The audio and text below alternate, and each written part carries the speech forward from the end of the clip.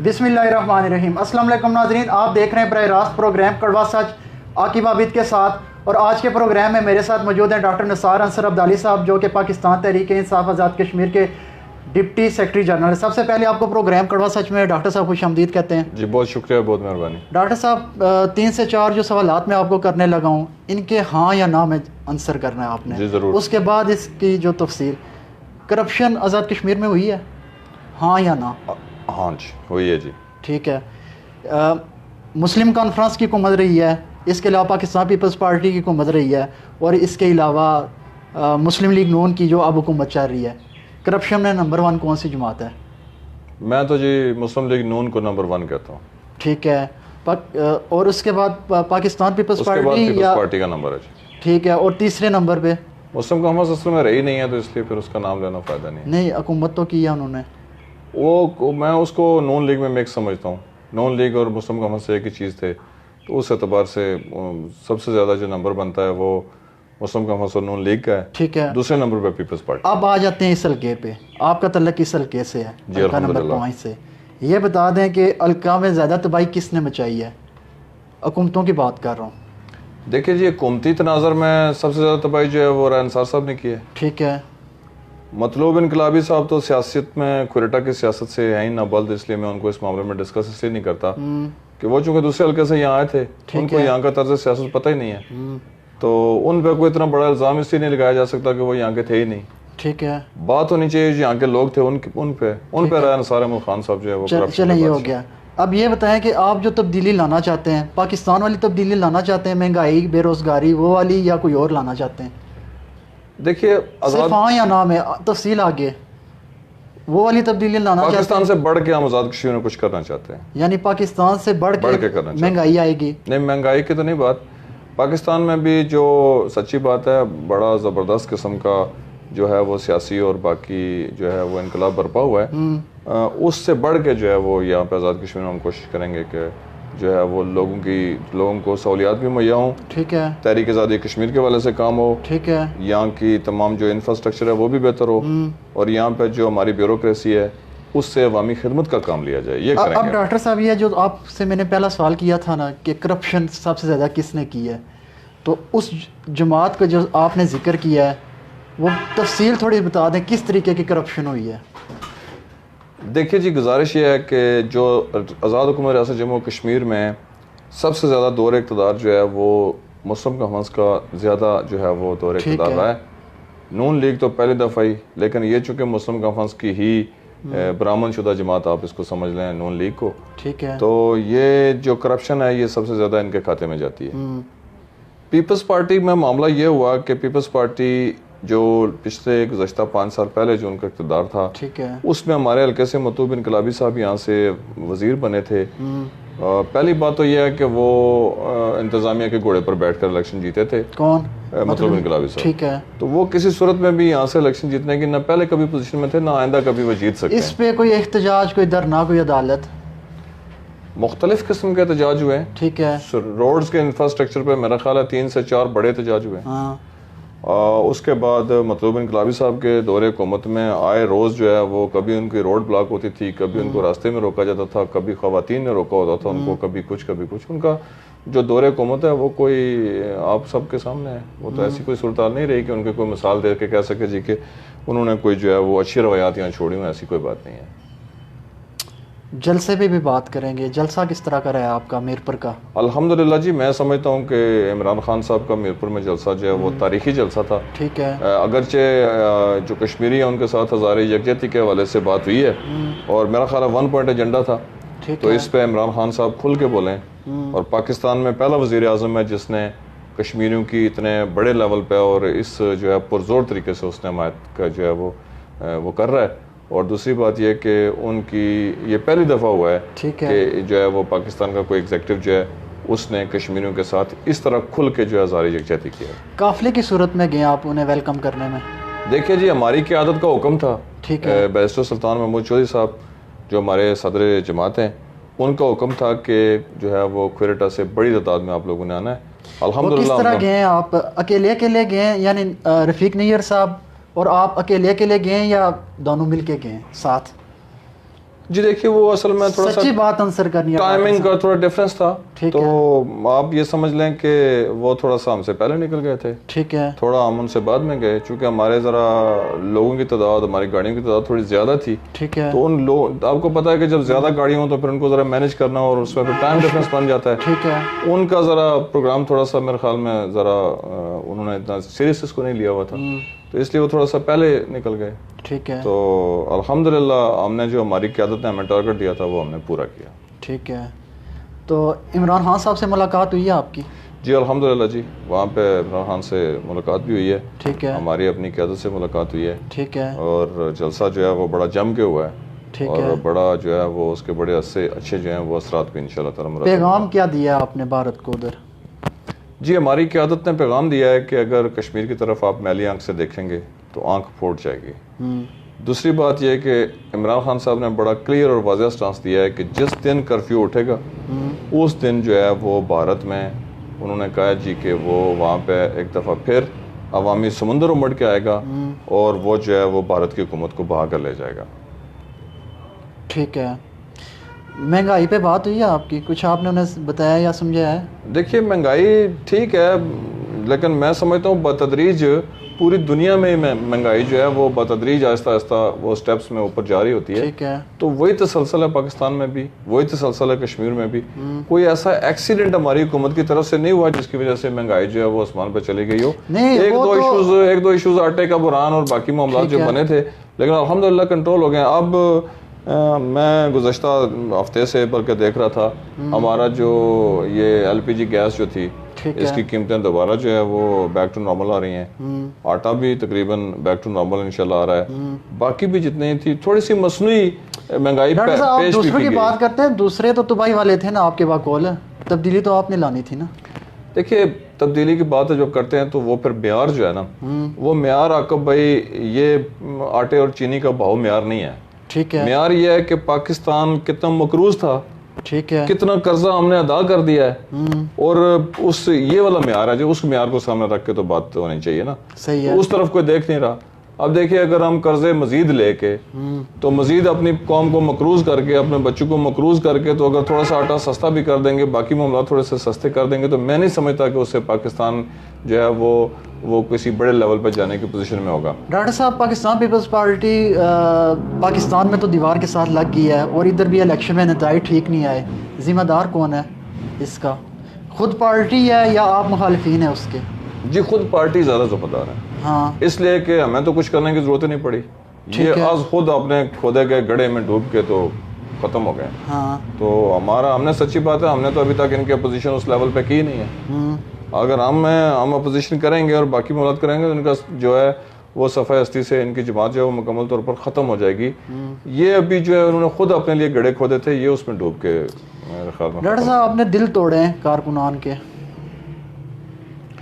جی یہ ہو سکتا ہے کہ ایسی کوئی واقعات ہوں, لیکن میں سمجھتا ہوں کہ اگر میرے نوٹس میں آ جائے تو میں کوشش کروں گا کہ ان ٹوٹے ہوئے دلوں کو دوبارہ جوڑ سکوں. کارکنان یہ چاہتے تھے کہ آپ الیکشن لڑیں, ٹکٹ آپ کو ملے, لیکن آپ نے کچھ اس حوالے سے کچھ کر نہیں سکے. دیکھیے جی جہاں تک بات ہے نا الیکشن کا, سیاست کا, دیکھیے جماعتی نظام میں ہمیں اپنی جماعتوں کے اوپر اعتماد کرنا پڑتا ہے. ٹھیک ہے, جماعتیں پھر اپنے جو ہے وہ وسیع تر مفاد میں فیصلے کرتی ہیں. پچھلی دفعہ ہماری جماعت نے, میں محسوس کرتا ہوں کہ آزاد کشمیر میں تحریک انصاف نے جو مجھ پر اعتماد کیا تھا, مجھے سب سے پہلا آزاد کشمیر کا ٹکٹ جو ہے وہ جاری ہوا, اور اس پر مجھے اعزاز بھی ہے میرے لیے, اور میں بڑا اس پہ فخر بھی کرتا ہوں. کشمیر کونسل کا ٹکٹ سب سے پہلے میری جماعت نے جاری کیا, اور اس کے بعد بھی پھر جماعت مجھے جو ہے الیکشن لڑانے میں سیریس تھی. لیکن ہمارے چونکہ دوستوں کی یہ تھی کہ ہم شاید الیکشن جو ہے وہ زیادہ بہتر طریقے سے جیت سکتے ہیں. ٹھیک ہے, میں بھی ان کی اس خواہش کے سامنے جو ہے وہ دیوار بننے کی پوزیشن میں نہیں تھا. میں نے بھی بڑی سیاسی جو ہے وہ جو اس کو برداشت کا مظاہرہ کرتے ہوئے میں نے کہا جی کہ اگر میں نہیں جیت سکتا تو کوئی دوسرا اگر جیتنے کی پوزیشن میں تو وہ جیتے. ٹھیک ہے, یہ جس سیاسی برداشت کی بات کر رہے ہیں یہ ابھی بھی آپ میں ہے یا ختم ہو گئی ہے؟ دیکھیے جی بات یہ ہے کہ میرا خیال ہے وہ جو پیمانہ تھا وہ پچھلی دفعہ بھی لبریز تھا. ٹھیک ہے. لیکن اب کی بار تو ہماری بہت ساری چیزیں جو ہیں وہ اب تو ہم الیکشن اور جو ٹکٹ ہے اس کی باتیں ہم کم کرتے ہیں. میں تو اب یہ سوچ رہا ہوتا ہوں کہ آئندہ اس علاقے کے لوگوں کی جو محرومیاں تھیں ان کا میں نے ازالہ کیسے کرنا ہے. دیکھیے یہاں ہمارے لوگوں کے ساتھ بہت زیادتیاں ہوئی ہیں. ٹھیک ہے. اور ایک خاص طبقہ ہے جس طبقے کو محروم رکھا گیا ہے.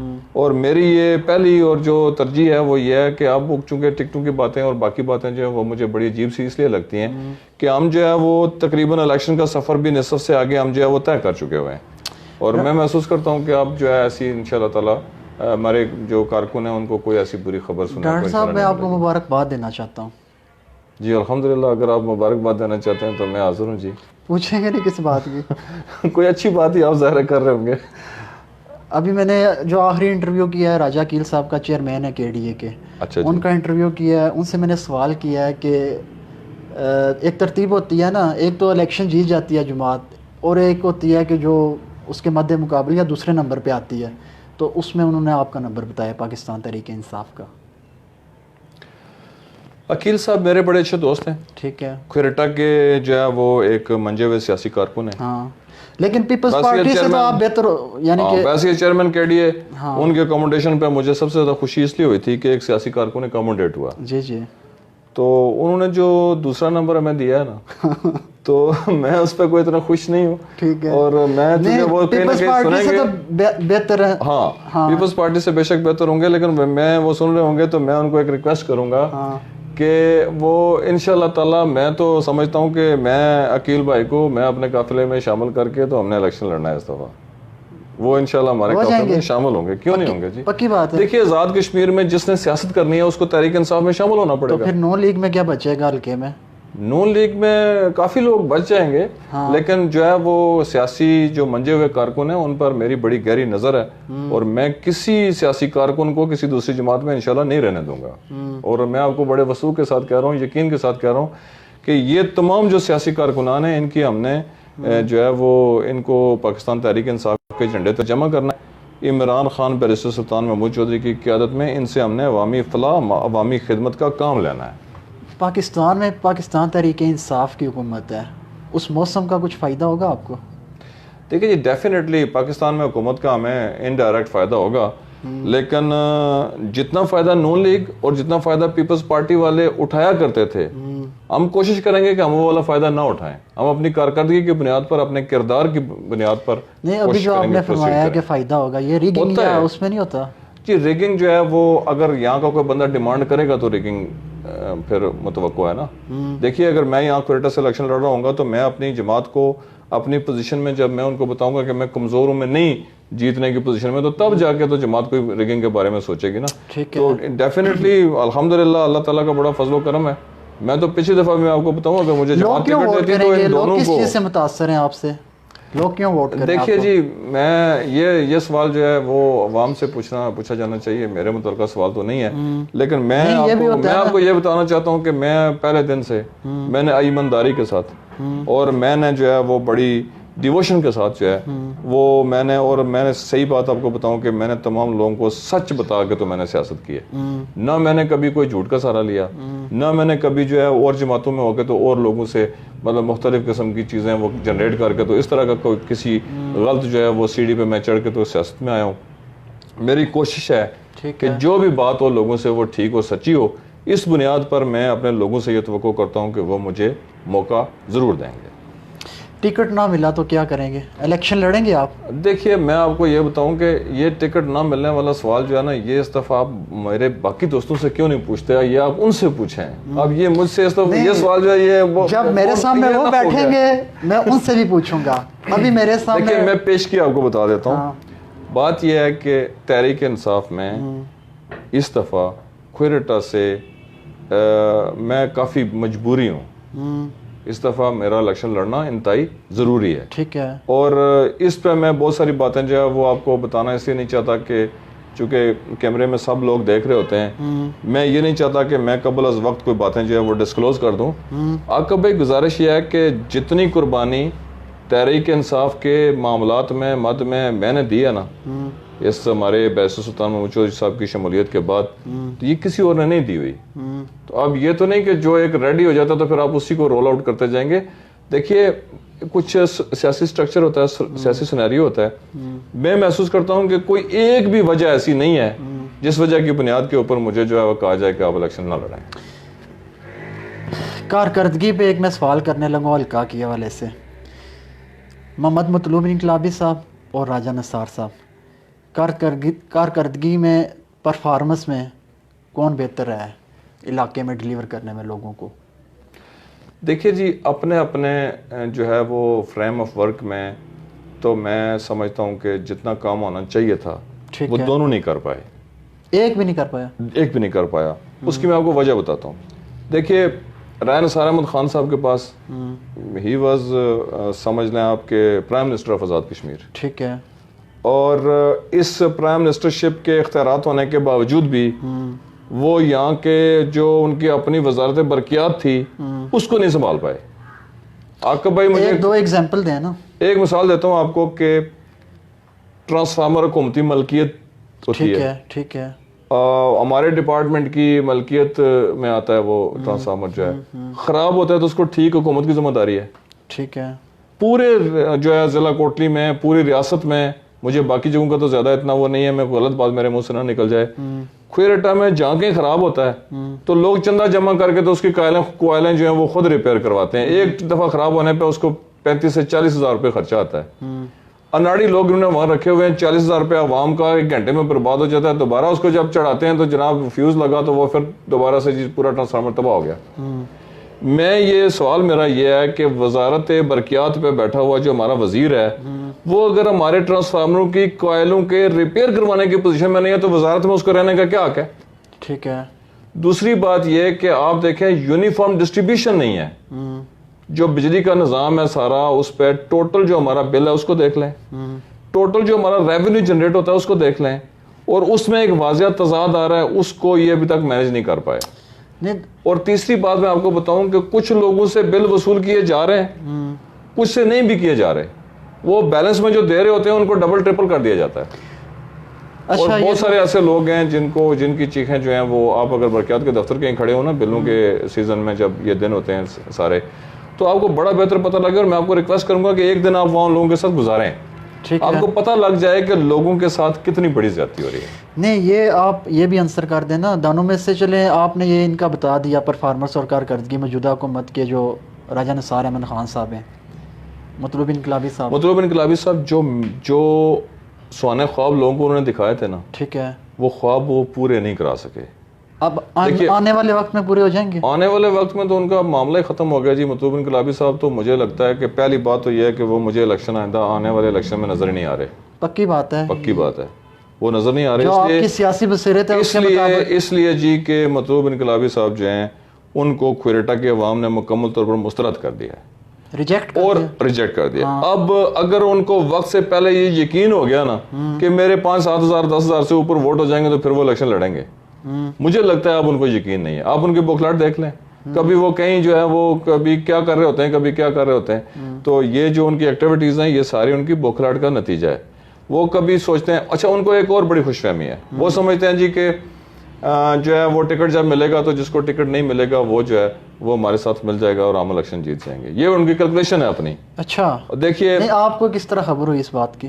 دیکھیے میں بھی اسی حلقے میں موجود ہوں, یہاں کوئی پتہ بھی ہلتا ہے تو میں باخبر رہتا ہوں جی. یہ ایسا تو نہیں ہے کہ مجھے بالکل پتہ ہی نہیں ہے یہاں کیا ہو رہا ہے. جو ذرا سی بھی حرکت یہاں ہو رہی ہوتی ہے, سیاسی ہو یا غیر سیاسی ہو, تو اس حرکت میں میری نظر نہ ہو تو پھر میں سیاست کس لیے کر رہا ہوں جی. یہ میں بھرپور طریقے سے گاؤں. اور جو ہے نا وہ ان انقلابی صاحب کی جو پوزیشن ہے وہ پوزیشن ان کی بہت خراب ہے. پچھلی دفعہ میں نے آپ کو بتایا, دیکھیے پارٹی بیلٹ کا کل ووٹ جو ہے وہ 23,000 ہے. ٹھیک ہے, 23,000 میں سے 22,000 ووٹ اپنے حق میں کاسٹ کروایا تھا. اور اس بار ان کو 7,000 ووٹ نہیں پڑے. اگر 22,000 ووٹ کٹ ڈاؤن کریں آپ تو وہ پچھلا الیکشن بھی نہیں جیتے تھے, وہ بھی نہیں جیت سکتے تھے. یہ تو ہماری پارٹی نے مجھے پچھلی دفعہ ٹکٹ نہیں دیا, ورنہ راجہ نثار مطلوب انقلابی دونوں کی لمحے پڑنا سی. پکی بات ہے. اور آپ دیکھیں گے آمدہ الیکشن میں انشاءاللہ تعالی میں اپنے کھوئرٹا کے غیرت مند لوگوں کی ان کی عزت اور غیرت کے بھروسے پر آپ کو چیلنج کر رہا ہوں کہ انشاءاللہ تعالی ان دونوں کو شکست دوں گا. ناظرین, یہ تھے ڈاکٹر نثار انصر عبدالی صاحب, جن سے ہم نے بہت تلخ بھی اور کچھ شیرین سوال بھی کیے.